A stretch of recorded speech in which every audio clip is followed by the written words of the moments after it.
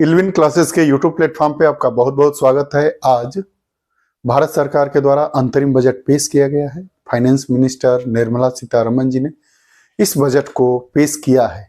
यह मोदी सरकार के दूसरे कार्यकाल का अंतिम बजट है। बहरहाल यह अंतरिम बजट पेश किया गया है। अंतरिम बजट से आशय यहाँ ये है कि पूर्ण बजट नहीं होता है।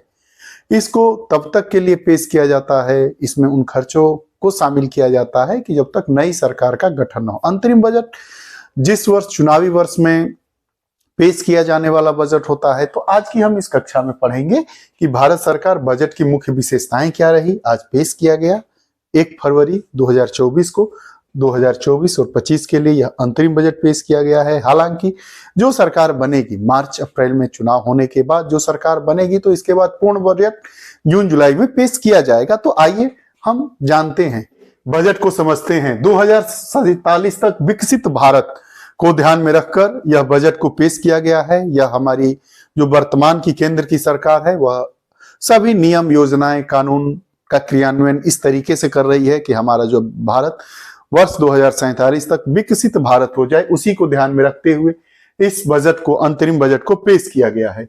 परिकल्पना क्या रही? प्रकृति, आधुनिक अवसंरचना और सभी के लिए अवसर के साथ सुसंगत समृद्ध भारत की संकल्पना के साथ इस बजट को पेश किया गया है। इसकी परिकल्पना क्या है जो अंतरिम बजट पेश किया गया है? कि प्रकृति, आधुनिक अवसंरचना और सभी के लिए अवसर के साथ सुसंगत समृद्ध भारत का विकास हो। विकास के क्या क्या मंत्र हैं? सबका साथ सबका विकास, सभी का व्यापक विकास हो। सबका साथ सबका विकास, उसके बाद सबका साथ सबका विकास और सबका विश्वास। विकास के साथ सबके साथ के साथ सबका विश्वास भी होना चाहिए।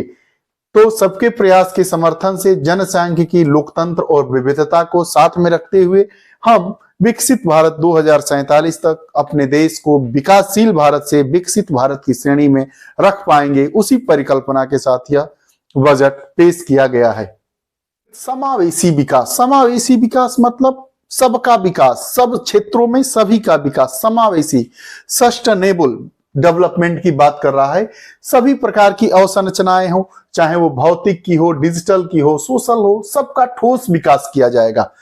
डिजिटल पब्लिक इंफ्रास्ट्रक्चर, औपचारिकरण और वित्तीय समावेशन को इससे बढ़ावा मिलेगा। डिजिटल पब्लिक इंफ्रास्ट्रक्चर जो है उससे औपचारिकीकरण और वित्तीय समावेशन को बढ़ावा मिलेगा।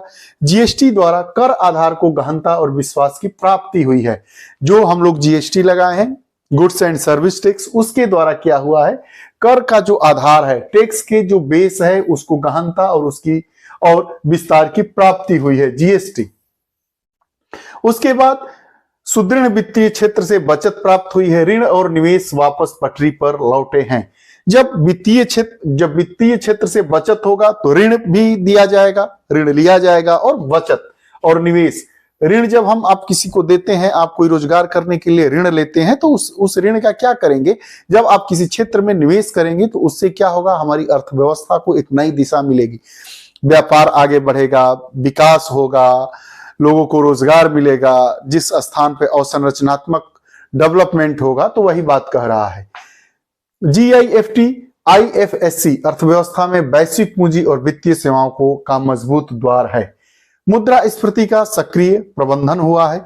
देश के सभी भाग आर्थिक विकास में सक्रिय भागीदार बन रहे हैं। ऐसा नहीं है कि देश का कोई एक सेक्टर ही विकास में, हमारे देश के विकास में भागीदार बन रहा है। देश के सभी भाग आर्थिक विकास में सक्रिय भागीदार बन रहे हैं। मतलब अपनी सक्रियता के साथ आगे वह क्षेत्र बढ़ रहा है, चाहे वह अवसंरचनात्मक विकास हो, प्राथमिक क्षेत्र हो, द्वितीय क्षेत्र हो, तृतीय क्षेत्र हो, किसी भी क्षेत्र में हम आर्थिक रूप से सक्रिय हो रहे हैं, सफल रहे हैं और विकसित भारत की नींव रख रहे हैं।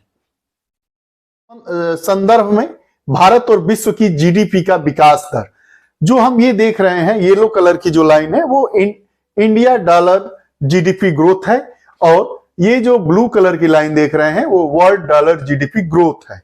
ये फाइनेंशियल ईयर की बात कर रहा है। फाइनेंशियल ईयर 14 क्यों दिया गया है?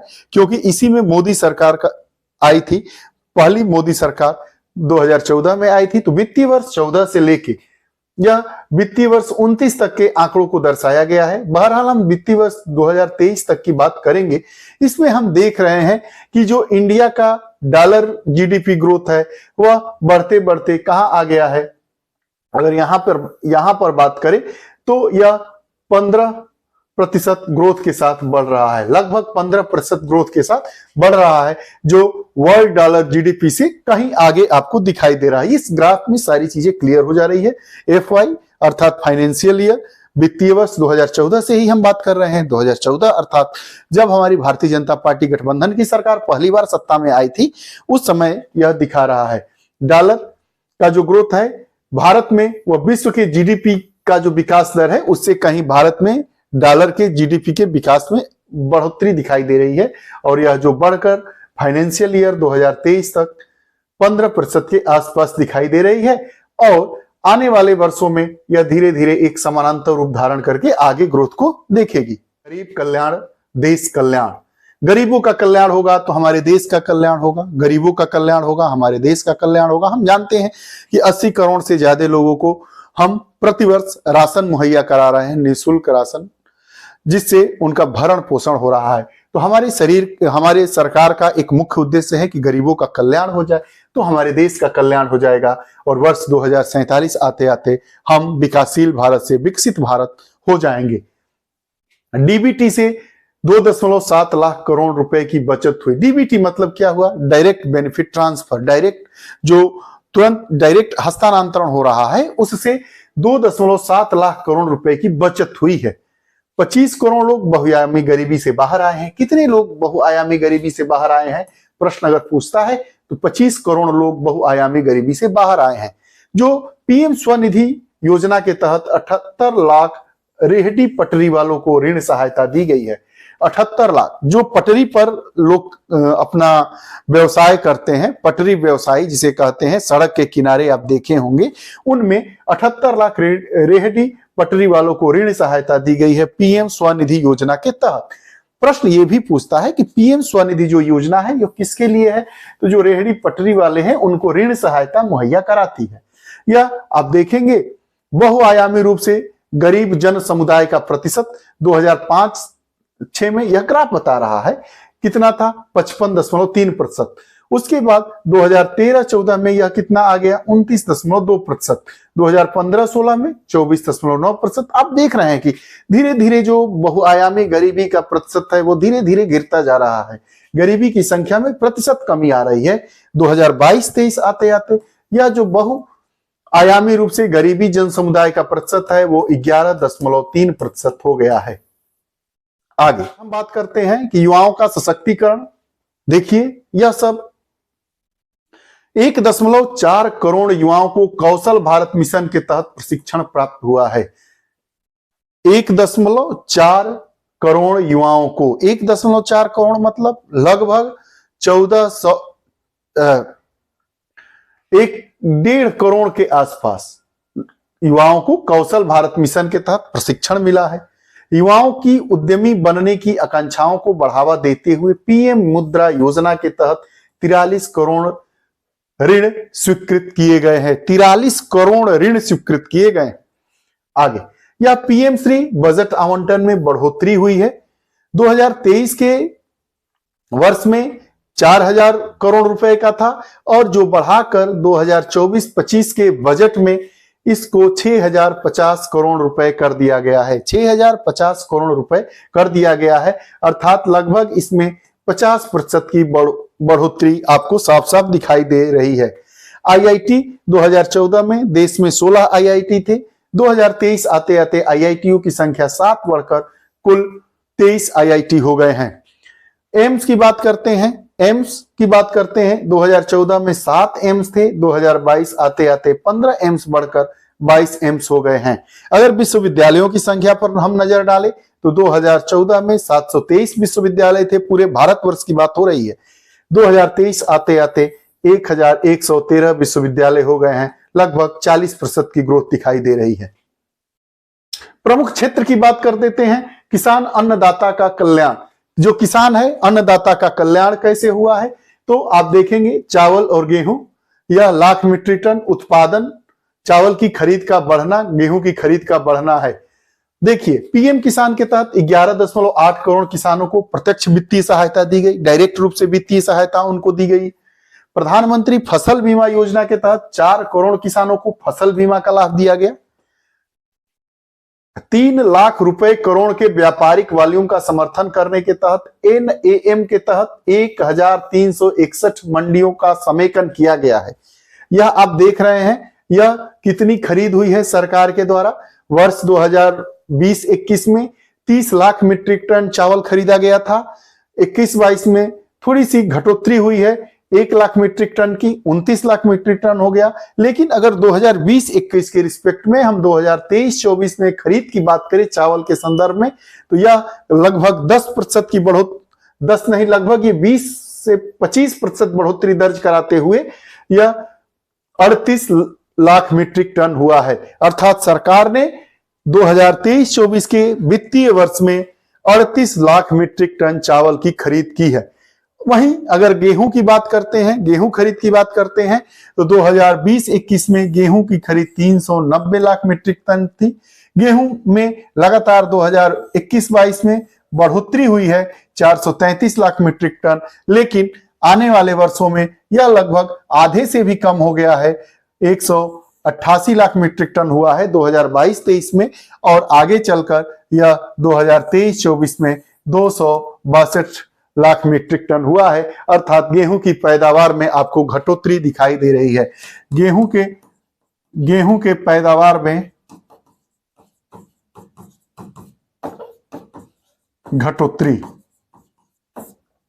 अब आगे बात करते हैं अगले क्षेत्र की। आगे बढ़ते हुए हम नारी शक्ति की तरफ अपना रुख करते हैं। महिला उद्यमियों को 30 करोड़ मुद्रा योजना ऋण वितरित किए गए।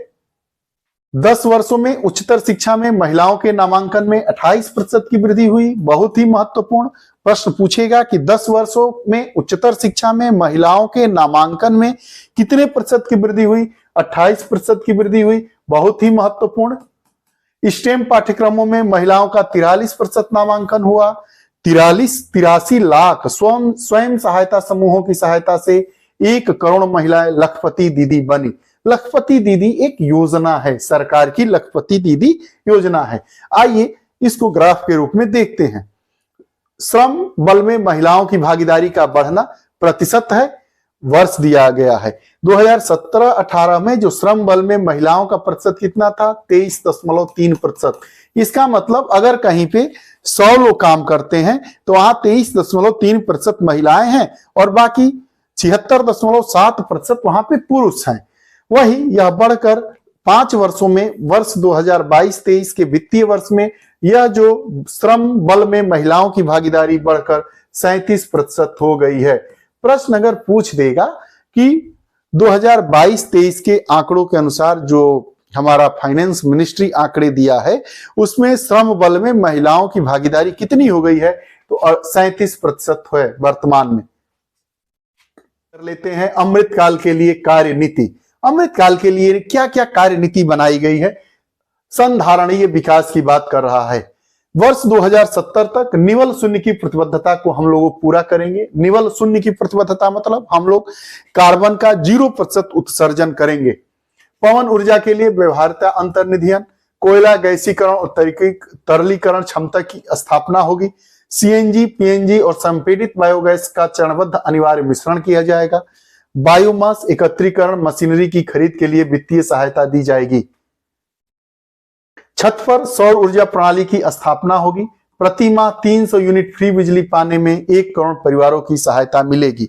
अगर हम छत पर सौर ऊर्जा प्रणाली की स्थापना कर देंगे तो प्रति माह 1 करोड़ परिवारों को 300 यूनिट फ्री बिजली जो देने की योजना है उसको बल मिलेगा, उसमें यह सहायता करेगा। सार्वजनिक परिवहन नेटवर्क के लिए ई बसों को अपनाया जाएगा। ई वाहन के विनिर्माण और चार्जिंग द्वारा ई वाहन इकोसिस्टम को मजबूत बनाया जाएगा। पर्यावरण के अनुकूल विकल्पों में सहायता के लिए बायो मैन्युफैक्चरिंग और बायो फाउंड्री की नई योजना शुरू की जानी है। ये रही बात संधारणीय विकास की। अमृतकाल के लिए यह कार्यनीति हुई है कि 2070 तक निवल शून्य की प्रतिबद्धता को हम लोग पूरा करेंगे। गैर जीवाश्म ईंधन पर आधारित विद्युत उत्पादन क्षमता के प्रतिशत में वृद्धि हुई है।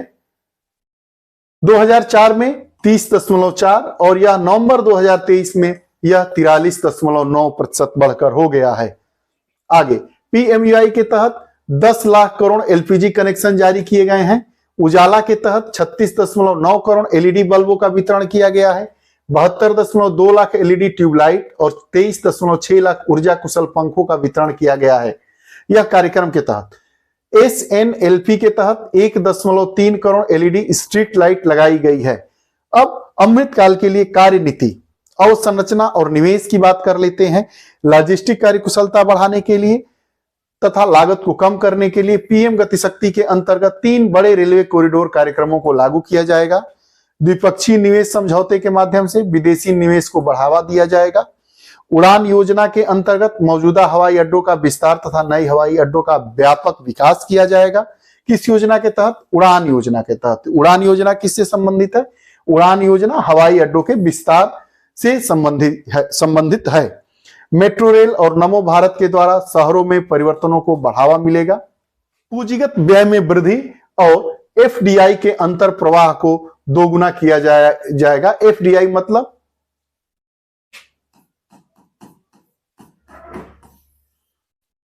Foreign direct investment. देखिए पूंजीगत व्यय में वृद्धि हुई है। ये फाइनेंशियल ईयर 18 से धीरे धीरे बढ़ते फाइनेंशियल ईयर 2024 तक हम कहां पहुंच रहे हैं? यहां तक हम पहुंच रहे हैं। जीडीपी की प्रतिशत के रूप में कैपेक्स है और ये यूएसडी बिलियन है। 2014 से 23 तक हम 596 एफडीआई के अंतर प्रवाह को हम दोगुना कर दिए हैं। देखिए 298 से 596 लगभग दोगुना हो गया है। आगे भौतिक अवसंरचना में सुधार की बात हो गई है। National highways, cargo traffic at major ports, electrified rail route, aircraft movement, number of airports. अब ये बात करता है नेशनल हाईवेज।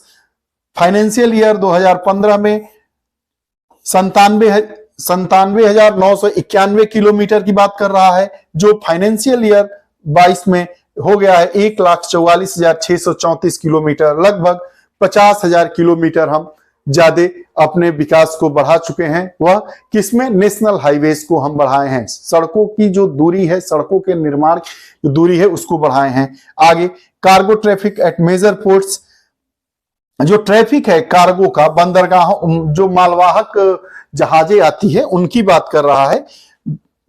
ये हमारा फाइनेंशियल ईयर 15 में 581.3 मिलियन टन था, जो 22 में 7 वर्षों के बाद बढ़कर 720 मिलियन टन हो गया। इलेक्ट्रिफाइड रेल रूट, हम लोग अपने रेलों का विद्युतीकरण कर रहे हैं, रेल मार्गों का विद्युतीकरण कर रहे हैं। उसमें भी हमने लगभग 2 गुने से ज्यादा की बढ़ोतरी कर ली है। 22,224 किलोमीटर इलेक्ट्रिफाइड रेलवे रूट थे 2015 में, जो 2022 में बढ़कर 50,394 किलोमीटर हो गए हैं। एयरक्राफ्ट मूवमेंट की बात कर रहे हैं, जो तो फाइनेंशियल ईयर 15 में 16 मिलियन टन की क्षमता वाला था, जो 22 में लगभग 1.5 गुना बढ़ के 25 मिलियन टन हो गया। आगे हम नंबर्स ऑफ एयरपोर्ट्स की बात करते हैं। 74 एयरपोर्ट्स थे पहले, अब 149 एयरपोर्ट्स हो गए हैं। अब आइए आगे देख लेते हैं। ये कार्यनीति समावेशी विकास, रोजगार सृजन सहित तेजी से विकास में राज्यों को सहायता करने के लिए आकांक्षी जिला कार्यक्रम चलाया जा रहा है। आकांक्षी जिलों में समावेशी विकास, गर्भावस्था की प्रथम तिमाही में प्रसव पूर्व देखभाल के लिए पंजीकृत महिलाएं अक्टूबर 2023 तक 89% हो गई हैं और प्रधानमंत्री जीवन ज्योति बीमा योजना के अंतर्गत प्रति लाख जनसंख्या में नामांकनों की संख्या अक्टूबर 2023 तक 13,195 हो गई है। सेक्टर की बात कर लेते हैं। बालिकाएं जिनकी उम्र 9 से 14 वर्ष है को सर्वाइकल कैंसर के टीकाकरण के लिए प्रोत्साहित किया गया है। बेहतर पोषण उपलब्धता, बचपन में आरंभिक देखभाल और विकास के लिए सक्षम आंगनबाड़ी एवं पोषण 2.0 में तेजी लाई जाएगी। मिशन इंद्रधनुष के टीकाकरण प्रयास के लिए यूविन प्लेटफॉर्म आरंभ किया जाएगा। आयुष्मान भारत योजना के अंतर्गत सभी आशा कर्मियों, आंगनबाड़ी कार्यकर्ताओं और सहायकों का स्वास्थ्य बीमा किया जाएगा। अमृतकाल के लिए कार्यनीति की बात कर लेंगे। समावेशी विकास की बात करते हैं। आवासन और पीएमवाई के लिए अधिक आवंटन, ये करोड़ रुपए में है। प्रधानमंत्री आवास योजना, ग्रामीण क्षेत्रों के लिए 3 करोड़ आवास के लक्ष्य को प्राप्त करने के निकट है। अगले 5 वर्षों में अतिरिक्त 2 करोड़ आवास का लक्ष्य है। मतलब 3 करोड़ के अलावा 2 करोड़ और बनेंगे अगले 5 वर्षों में, ऐसा लक्ष्य रखा गया है। अपना घर खरीदने और बनाने के लिए मध्यम वर्ग को प्रोत्साहित करने हेतु मध्यम वर्ग आवास योजना आरंभ की जाएगी। मध्यम वर्ग आवास योजना किससे संबंधित है? मध्यम वर्ग आवास योजना अपना घर बनाने या खरीदने के लिए मध्यम वर्ग को प्रोत्साहित करने हेतु सरकार द्वारा चलाई जाने वाली आवास योजना है। बात कर लेते हैं वित्तीय वर्ष 2023-24 में 79,590 करोड़ रुपए का आवंटन हुआ था, जो 2024-25 में पीएमवाई के लिए आवंटन किया गया है 80,571, अर्थात 1,000 करोड़ रुपए की बढ़ोतरी लगभग देखी जा रही है। पर्यटन के विकास को हम देखते हैं। विकास में कारोबार को आकर्षित करने तथा स्थानीय उद्यमशीलता के अवसरों को बढ़ाने के लिए ऐतिहासिक पर्यटन स्थलों का विकास आरंभ करने हेतु राज्यों को प्रोत्साहित किया जाएगा। विकास को बढ़ावा देने के लिए राज्यों को दीर्घावधि ब्याज ऋण उपलब्ध कराए जाएंगे। राज्यों को दीर्घावधि ब्याज मुक्त ऋण, मतलब ब्याज नहीं लगेगा, ऋण दिया जाएगा राज्यों को, इसको बढ़ावा देने के लिए, पर्यटन को बढ़ावा देने के लिए, लेकिन ऋण मुक्त होगा, ऋण नहीं लगेगा, ब्याज मुक्त होगा। 60 स्थानों पर G20 बैठकें करके वैश्विक दर्शकों को भारत की विविधता दिखाई गई। लक्षद्वीप सहित अन्य द्वीपों में पत्तन कनेक्टिविटी, पर्यटन अवसंरचना और सुविधाओं के लिए परियोजनाएं आरंभ की जाएंगी। अमृतकाल के लिए हमारी कार्यनीति क्या है, आइए इस पर भी बात कर लेते हैं। संस्करण की बात करते हैं। सरकार फसल कटाई के क्रियाकलापों में निजी और सरकारी निवेश को बढ़ावा देगी। फसल कटाई के लिए जो क्रियाकलाप है उसमें निजी और सरकारी निवेश को सरकार बढ़ावा दे रही है। नैनो डीएपी का प्रयोग सभी कृषि जलवायु क्षेत्रों में बढ़ाया जाएगा। आत्मनिर्भर तिलहन अभियान, तिलहनों के लिए आत्मनिर्भर कार्यनीति तैयार की जाएगी। तिलहनी फसलों की बात कर रहा है। डेयरी विकास के लिए व्यापक कार्यक्रम तैयार किया जाएगा। प्रधानमंत्री मत्स्य संपदा योजना कार्यक्रम का विस्तार, ताकि जल कृषि उत्पादकता, दोहरे निर्यात और रोजगार के पर्याप्त अवसरों को बढ़ावा दिया जा सके। 5 एकीकृत एक्वा पार्क स्थापित किए जाएंगे। नीली क्रांति के लिए अधिक आवंटन। नीली क्रांति मतलब मत्स्य उत्पादन की बात कर रहा है। 2024-25 में बजट में 2,352 करोड़ रुपए आवंटित किए गए हैं और पीएम सुरक्षा खाद्य प्रसंस्करण उद्यम विकास योजना के लिए 2024-25 के बजट में 880 करोड़ रुपए आवंटित किए गए हैं। भारतीय अर्थव्यवस्था का लचीला निष्पादन, जीडीपी के प्रतिशत के रूप में सीएडी कम किया जा रहा है। धीरे धीरे यह कम करते करते फाइनेंशियल ईयर 2024 तक यह 1% के आसपास आ जाएगा। बेरोजगारी की दर को कम करने का लक्ष्य रखा गया है। 2022-23 में हमारी बेरोजगारी दर 3.2% की कमी देखी गई है, जो 6.1% थी 2017-18 में। सकल अग्रिमों के प्रतिशत के रूप में जीएनपी कम। फाइनेंशियल सकल अग्रिमों के प्रतिशत के रूप में सकल एपीए सितंबर 2023 तक 3.2% था।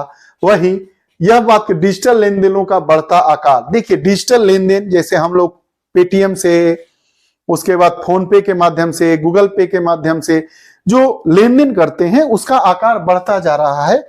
जो फाइनेंशियल ईयर 2018 में 4,000 करोड़ के नीचे था, वह फाइनेंशियल ईयर 2024 तक हम अनुमान लग रहा है कि 12,000 करोड़ के ऊपर चला जाएगा। जो फाइनेंशियल ईयर 2023 तक में यह 12,000 करोड़ को पार कर गया है। अब औसत मासिक सकल जीएसटी संग्रहणों में वृद्धि हुई है। जीएसटी का जो संग्रहण किया गया है उसमें औसत वृद्धि हुई है।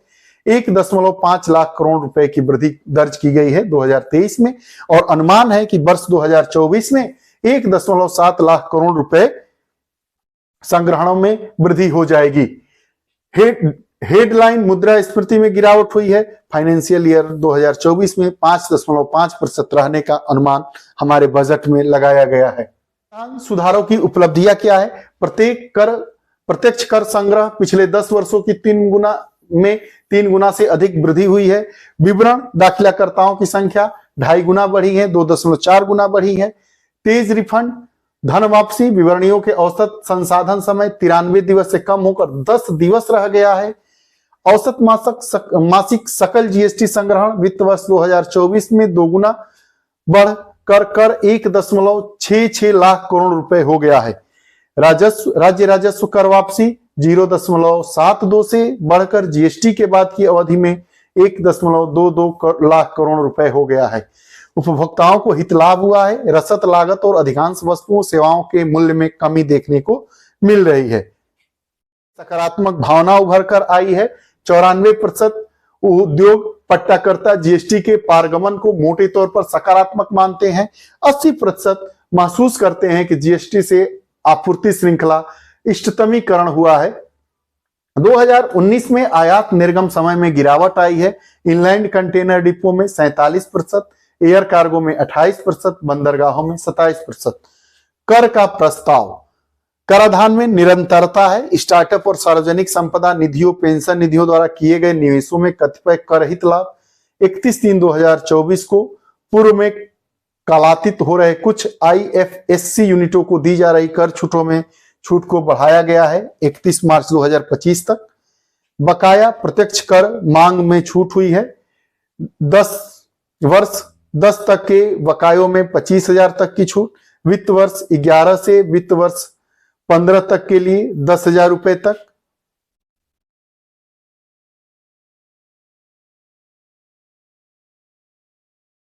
इससे 1 करोड़ करदाताओं को लाभ होने की संभावना है। पुराने कर दरों को बनाए रखा गया है।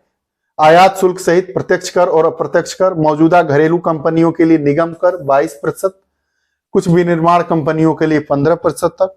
नई कर व्यवस्था के अंतर्गत 7 लाख रुपए तक की आय वाले करदाताओं की कोई कर देयता नहीं, मतलब 7 लाख रुपए टैक्स फ्री। कहते हैं कि भारत में रुपया कहां से आता है और रुपया कहां जाता है। रुपया कहां से आता है? आयकर से 19%। सबसे ज्यादा रुपया कहां से आता है?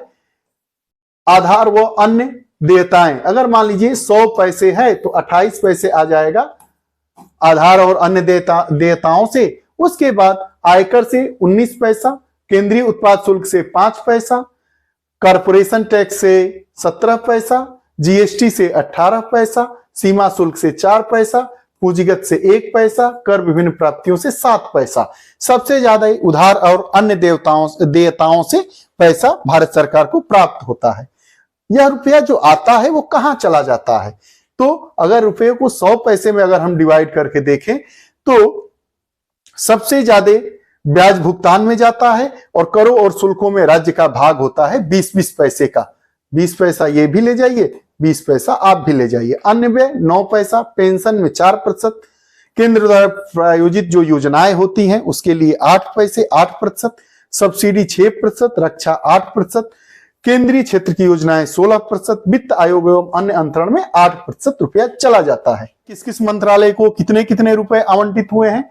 रक्षा मंत्रालय को 6.2 लाख करोड़ रुपए, सड़क परिवहन और राजमार्ग मंत्रालय को 2.78 लाख करोड़ रुपए, रेल मंत्रालय को 2.55 लाख करोड़ रुपए, उपभोक्ता मामले, खाद्य और सार्वजनिक वितरण मंत्रालय को 2.13 लाख करोड़ रुपए, गृह मंत्रालय को 2.03 लाख करोड़ रुपए, ग्रामीण विकास मंत्रालय को 1.77 लाख करोड़ रुपए, रसायन और उर्वरक मंत्रालय को 1.68 लाख करोड़ रुपए, संचार मंत्रालय को 1.37 लाख करोड़ रुपए, कृषि और किसान कल्याण मंत्रालय को 1.27 लाख करोड़ रुपए आवंटित किए गए हैं। करोड़ रुपए आवंटित किए गए हैं। बात कर लेते हैं महात्मा गांधी राष्ट्रीय ग्रामीण रोजगार गारंटी योजना, यह नरेगा की बात कर रहा है। इसके लिए हमारे बजट में 2024-25 में 86,000 करोड़ रुपए आवंटित किए गए हैं।